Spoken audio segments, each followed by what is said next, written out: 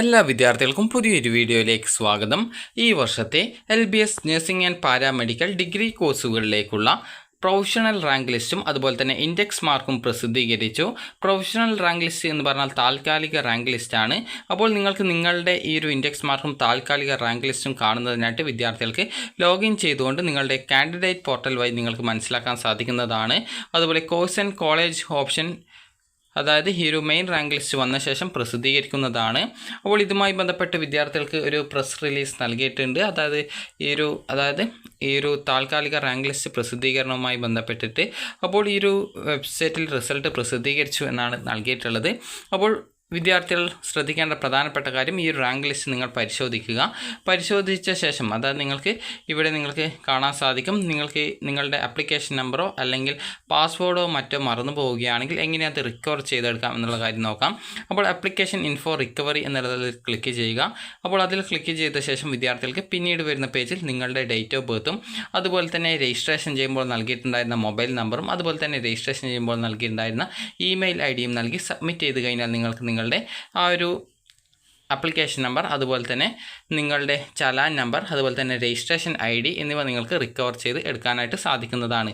ഇനി വിദ്യാർത്ഥികൾക്ക് അതായത് ഈ ഒരു കാര്യങ്ങളൊക്കെ നൽകിക്കഴിഞ്ഞാൽ നിങ്ങൾക്ക് application number, registration ID, challan number എന്നിവ നിങ്ങൾക്ക് റിക്കവർ ചെയ്തെടുക്കാൻ പറ്റുന്നതായിരിക്കും. ഇനി ലോഗിൻ ബട്ടണിൽ ക്ലിക്ക് ചെയ്യുക. അതിനുശേഷം വിദ്യാർത്ഥികൾക്ക് പാസ്വേഡ് മറന്നു പോയിട്ടുണ്ടെങ്കിൽ വിദ്യാർത്ഥികൾക്ക് ആ ഒരു പാസ്വേഡ് ഫോർഗട്ട് ചെയ്യുന്നത് എങ്ങനെയാണെന്ന് നോക്കാം. പാസ്വേഡ് ഫോർഗട്ട് ചെയ്യുന്നത് വളരെയധികം സിമ്പിളാണ്. ആദ്യം തന്നെ നിങ്ങൾക്ക് നിങ്ങളുടെ ആപ്ലിക്കേഷൻ നമ്പർ നൽകുക.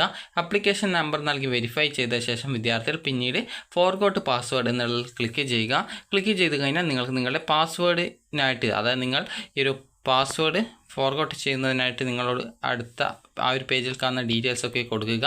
അപ്പോൾ ജസ്റ്റ് ഇപ്പോൾ ആ ഒരു പേജ് ലോഡ് ചെയ്യാനായിട്ട് കുറച്ച് സ്ലോ ആയിട്ടാണുള്ളത്. അപ്പോൾ കാരണം പല വിദ്യാർത്ഥികളും ഈ ഒരു ഇൻഡെക്സ് മാർക്ക് ചെക്ക് ചെയ്യുന്നുണ്ടാവും. അപ്പോൾ അതുകൊണ്ടാണ് ഈ ഒരു പേജ് കുറച്ച് ലോഡാവാനായിട്ട് കുറച്ച് ബുദ്ധിമുട്ടുള്ളത്. അപ്പോൾ വിദ്യാർത്ഥികൾക്ക് ആ ഒരു ഫോർഗോട്ട് പാസ്വേഡ് എന്ന് പറഞ്ഞുകൊണ്ട് പാസ്വേഡ് ഫോർഗോട്ട് ചെയ്യാനായിട്ട്, അതായത് റിക്കവർ ചെയ്തെടുക്കാനായിട്ടുള്ള ഓപ്ഷൻ ഉണ്ട്. അപ്പോൾ അത് നിങ്ങൾ ചെയ്യുന്ന സമയത്ത് നിങ്ങൾക്ക് എന്തെങ്കിലും നിങ്ങൾ സെക്യൂരിറ്റി ക്വസ്റ്റ്യൻ നൽകിയിട്ടുണ്ടായിരുന്നെങ്കിൽ ആ ഒരു സെക്യൂരിറ്റി ക്വസ്റ്റ്യൻ ചോദിക്കുന്നതാണ്. അപ്പോൾ അത് കറക്റ്റായിട്ട് നിങ്ങൾ നൽകിക്കഴിഞ്ഞാൽ നിങ്ങളുടെ ആ ഒരു പാസ്വേഡ് നിങ്ങൾക്ക് റീസെറ്റ് ചെയ്ത് കൊടുക്കാൻ പറ്റുന്നതാണ്. അതുപോലെ നിങ്ങൾ ആപ്ലിക്കേഷൻ നമ്പർ നൽകുക, അതിനുശേഷം വെരിഫൈ ചെയ്യുക. വെരിഫൈ ചെയ്ത ശേഷം വിദ്യാർത്ഥികൾക്ക് പിന്നീട് നിങ്ങളുടെ രജിസ്ട്രേഷൻ IDയും പാസ്വേഡ് നൽകുക. പാസ്വേഡ് നൽകിക്കഴിഞ്ഞാൽ വിദ്യാർത്ഥികൾക്ക് നിങ്ങളുടെ ഈ ഒരു പ്രൊഫഷണൽ റാങ്ക് ഡീറ്റെയിൽസ് മനസ്സിലാക്കാവുന്നതാണ്. അപ്പോൾ വിദ്യാർത്ഥികൾക്ക് ലോഗിൻ ചെയ്തുകൊണ്ട് നിങ്ങൾക്ക് താഴോട്ടേക്ക് സ്ക്രോൾ ചെയ്ത് കഴിഞ്ഞാൽ, ഈ ലോഗിൻ ചെയ്ത് കഴിഞ്ഞാൽ നിങ്ങൾക്ക് ആപ്ലിക്കേഷൻ സ്റ്റാറ്റസ് എന്ന് പറഞ്ഞുകൊണ്ട് കാണാം. അതിൽ ക്ലിക്ക് ചെയ്യുക. ക്ലിക്ക് ചെയ്ത ശേഷം നിങ്ങൾക്ക് പിന്നീട് താഴോട്ടേക്ക് സ്ക്രോൾ ചെയ്യുന്ന സമയത്ത് അപ്പോൾ ലോഗിൻ ചെയ്തുകൊണ്ട് വിദ്യാർത്ഥികൾക്ക് നിങ്ങളുടെ ആപ്ലിക്കേഷൻ സ്റ്റാറ്റസ് പേജിലേക്ക് പോവുകയും താഴോട്ടേക്ക് സ്ക്രോൾ ചെയ്യുന്ന സമയത്ത് പ്രൊഫഷണൽ റാങ്ക് ലിസ്റ്റ് എന്ന് പറഞ്ഞുകൊണ്ടുള്ള ലിങ്ക് കാണാനും സാധിക്കും.